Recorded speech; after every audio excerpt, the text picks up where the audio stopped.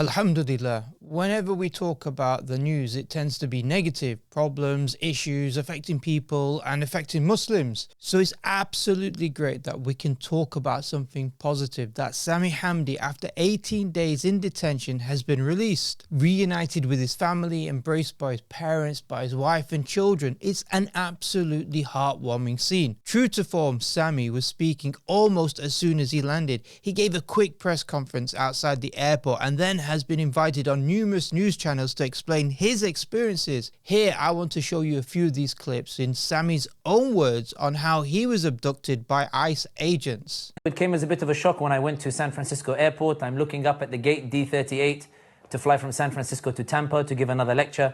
And then suddenly somebody walks up and says, "Excuse me, your visa's been revoked." And then I look at the memo from the State Department. There's no reason why, nothing's been stated. It hasn't said any of the things that they would later go on to say online on social media. And then as they escorted me outside of the airport, there was this black car, the kind of things you see in the movies. And they told me, get in the black car. And it had tinted windows and everything. And I said to them, I'm not getting in a black car just like that. I'm a British citizen. I need to call someone. They said, you can't call anybody. And then I told them, well, I'm not getting in the car. They said, you have 1 minute. So I called the CARE, the Council of American Islamic Relations, which is a civil liberties organization. Then when I asked them, can I call my family to let them know I'm okay, a lady from behind grabs me, pushes me on the car and says, all right, that's enough, you're under arrest.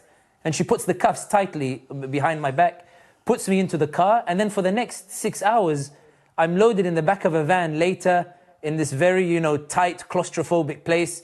They don't tell you where you're going. They didn't let me call a lawyer. Even when I got there, I told them, can I have my phone call now with my lawyer? They said, you'll get it, you'll get it. I had to call the lawyer at my own expense later. And I just found it was quite an aggressive experience, because I even said to ICE, I said, listen, I'm coming as a guest. I can just fly home to London. And they went, this is not how this works. I want you to think about this. Trump is using armed personnel. These aren't police, but these are special security forces like ICE agents as well as National Guards, picking up people off the streets, putting them into the back of blacked out armoured vehicles. That sounds like something out of the playbook of authoritarian governments, what they would do. You see, I get the impression that what Trump's government is doing is preparing the American population to see this type of behaviour from the security services, from armed personnel, as normal. And cleverly, he's using the excuse of mass illegal immigration and lawless streets to justify placing heavily armed soldiers and agents on the streets. ICE has effectively become Trump's very own militia, roaming the streets looking for foreign-looking individuals or those with political views that go against the establishment, so they can be picked up off those streets and put in detention. You see, you can't just put soldiers on the streets and declare martial law. You have to try to construct a narrative. You have to normalize to the people the presence of soldiers with armed guns on your streets. And then you have to also normalize that it can be the case that people, random people who've not committed a crime per se, can be picked up off those streets and put into the back of armored vehicles. The pretext seems clear, using the exaggeration of the fear of illegal immigrants with their criminal gangs, and also the fear that the streets have become unsafe where police and local authorities have lost control. Use that as an excuse to put soldiers and agents onto the streets. All the while, this has become cheered on by the big MAGA supporters out there. And all of this happened to Sami Hamdi because he was conveying opinions that were against American support for Israel. He was against Zionism. Sami was a free individual on a valid visa, yet he faced such draconian actions, all directed against him due to his political views against Zionism. Even the way they constructed the reason for this detention, this abduction, seems absolutely crazy too. 2 weeks prior to my arrest, there was a group of far-right individuals, Dinesh D'Souza, Ted Cruz as well joined in, and then a lady called Laura Loomer, who openly came out and said, there is somebody from the UK who is lecturing in the US talking against the Israelis. We need to get his visa revoked. Somebody walks up to me and says to me, excuse me, are you Sami Hamdi? I said, yes. He said, Homeland Security, your visa was revoked 2 days ago, so now you're here illegally. I said, no one told me my visa was under review. I have a 10-year business visa. It's until 2028. It doesn't expire. They said, well, here is the memo from the State Department. It didn't list any accusation. It didn't say why the visa was revoked. He had a valid visa. Then secretly, the American government revoked that visa, and after that claimed that he was therefore illegally in the country without a valid visa. I just want you to think about this. What they're trying to say is that he overstayed a visa when he didn't realize that the government had secretly revoked that visa and then used that as an excuse to then detain him for 18 days. That just sounds absolutely crazy. I'm actually speechless how incredibly sinister and utterly unjust these actions are. They literally manufactured a reason to abduct him and then detain him for, over 2 weeks. And then when he was at that detention facility, this is what he explained of his experience. So they took us to this detention facilities, more than 90 people in this sort of small hall. ICE were quite aggressive, to be honest. I was sick within 1 day due to the food, and then had stomach problems for the next 6-7 days. I remember on the second day, I was in real agony, my whole left side, to the point where I genuinely thought I had burst the kidney or that burst the spleen. When I told them that I need to see a medical doctor, they shrugged their shoulders and said, "We've informed medical, they'll come when they come." 1 hour passed, 2 hours passed, and I'm in agony, Andrew. I can barely walk. In the end, this guard says to me quietly, she says to me, if you want them to come, drop now on the floor. Otherwise, they're probably not coming. So then I called my wife. I said, go and tell them I need a doctor badly, like call the media, because they're not. And the doctors came running after the media caused an uproar, and then afterwards, and that. But it was. So that was. It's a dehumanizing condition for anybody. Certainly is. Now, remember here, Sami hasn't been charged with any crime. He's not a criminal. His valid visa was revoked without any legitimate reason, and done so without his knowledge. So then to suffer the way he did, not to be given medical treatment, that's just awful. It's inhumane treatment of somebody who's a lawfully abiding individual. But what gets even more sinister is how the US Department for Homeland Security went on Twitter and said this about Sami. Under President Trump, those who support terrorism and undermine American national security will not be allowed to work or visit this country. And another government department also tweeted this. We've said it before, we'll say it again. The United States has no obligation to host foreigners who support terrorism and actively undermine the safety of Americans. We continue to revoke visas of persons engaged in such activity. This is clear propaganda, what's been issued by the government, trying to shape public opinion, claiming that Sami was a terrorist and a threat to national security, all of which have been thrown out by federal judges. 2 federal judges would come out and say, we are seriously concerned about infringement of freedom of speech. Then they tried to argue the other side that the federal court had no jurisdiction to discuss an alien's right to freedom of speech, as they put it. The federal judge responded within the hour, saying we do have jurisdiction and we are concerned about freedom of speech. The following day, my lawyers were contacted, something very rare in immigration. They were contacted and the government essentially said, is there any way we can just clear this up, that we can just make this easy? We're willing to pull some strings and let him go home. And I agreed to the deal and went back. In fact, as Sami said, the government attempted to bypass federal judges by claiming that they, the judges, had no say in the matter of the detention and the expulsion of Sami Hamdi. Now that's pure authoritarianism. You see exactly what they want to be, to bypass judges and judicial review and just simply enact laws that they themselves want to enact through militias like ICE, agents to detain people off the streets.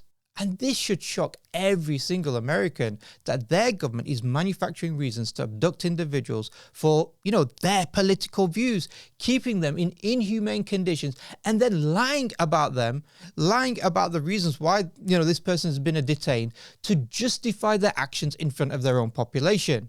You don't have to agree with Sami or his views in order to see that this is utterly despicable behavior by America. Look, Alhamdulillah, he was released, but a large part of that was because many media outlets highlighted his plight. Many Muslims spoke up and exposed the lies that were being, propagated about him.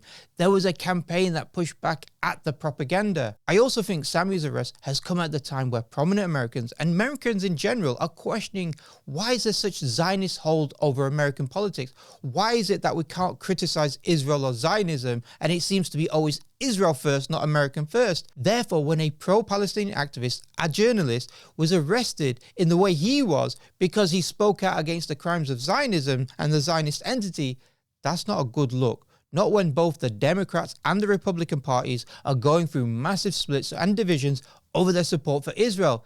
In fact, they are losing massive amounts of support from the American population. So when a politically motivated detention of a pro-Palestinian journalist takes place, then it just exposes how the Trump government and the Republican Party is beholden to Zionist interests, sacrificing their own American so-called principles to serve Zionist agenda. And that is not a good look. I think with all these factors taken into consideration, the American government wanted a face-saving exit. That's why we saw the deal with no charges against Sami, even though the reality is he'd done nothing wrong anyway, and then allowed him to go back to his family in the UK. But it makes you question, what about less popular, less well-known individuals? You know, people who are not known to the masses, who weren't known to the media, who didn't have the support that Sami had. What's happened to them? We already know that the CIA under Obama and Bush were undertaking what they call extraordinary rendition, a convoluted term used to describe abduction torture of suspects. People like Maher Arar, a Syrian-born Canadian national who was abducted from an airport on his way back to Canada and then taken to Syria, where he was to face torture under CIA supervision. And obviously, we still have the case of Dr. Afia Siddiqui, where the American government and military constructed a manufactured case claiming that she had tried to kill an American soldier while being handcuffed and held by Americans in Afghanistan. She was under detention when apparently she tried to kill somebody or an American soldier. She's also highlighted the abuse and inhumane actions that she has suffered to her own lawyers, but yet she still languishes in these prisons. Sami, alhamdulillah, was fortunate that his case was highlighted as it was, but we shouldn't think that this is some sort of aberration when it comes to Americans abducting and detaining people without charge or without any concrete evidence of a crime. We've seen this for the last 20 years or so. We saw this at Bagram Detention Center in Afghanistan, Abu Ghraib in Iraq, and Guantanamo Bay in Panama.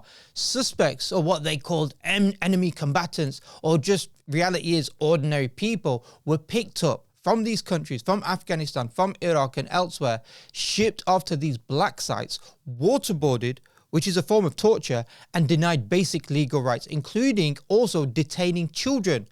Guantanamo Bay still operates to this day, 25 or 20 odd years after, it supposedly opened and was detaining these enemy combatants.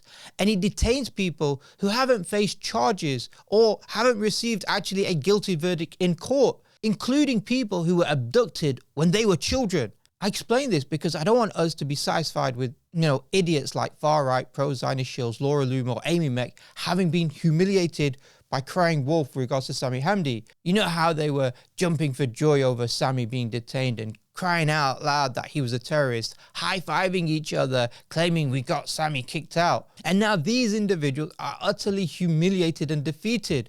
But that on its own shouldn't mean that we couldn't think that this wouldn't happen again. It's clearly been happening for decades. The reality is Sami's detention has exposed and humiliated, and in fact it's backfired so much that it has reinforced the perception that there is a Zionist problem in America amongst Americans themselves, that gives the impression that they exert undue control over American politics and that they can silence any dissent against Israel. But I need to make this point also too. There's an assumption being pushed that if America gets rid of the Zionist control over their politics, that America and the West will become paragons of virtue and justice. That's just simply not true. Firstly, Zionism was born out of Western and European colonization. Zionists are simply undertaking actions that Britain, France, America, and other Western states had been doing for centuries, whether in the South or North America, across Africa, Indian subcontinent, or Australasia and that area. Colonialism, genocide, ethnic cleansing, and stealing of land. That's been the history of Western states for the last few hundred years now. Zionism and Israel are simply products of Western colonialism. They aren't the inventors of it. So while Tucker Carlson, Candace Owens, and others love to claim that all the problems, or at least most of the problems, are at the feet of the Zionists, and in Nick's case, he makes it pretty explicit that it's about the Jews, that's just simply not the case. It's clear that America and the West, they have endemic problems because of their belief system, their ideology, not because of some foreign entity that has undue influence. They have this problem. Obviously, Israel and the Zionists exacerbates this problem. They don't make it easier for America to get out of the problems that they face, or the systemic failings that they have, or the oppression that they perpetrate. They certainly help and add to it and exaggerate it. But alhamdulillah, Sami Hamdi has been released. I told you that his detention wouldn't silence him or any of us, but in fact it would expose Western hypocrisy. And that's exactly what it's done. His detention, rather than being a victory lap for the Zionists and others, it's actually demonstrated humiliation and defeat for them. That's why it's so important we continue, whether we have big or small platforms, to keep speaking the truth, exposing the injustice of not only Zionism, but Western hegemony, who birthed this ugly ideology in the first place.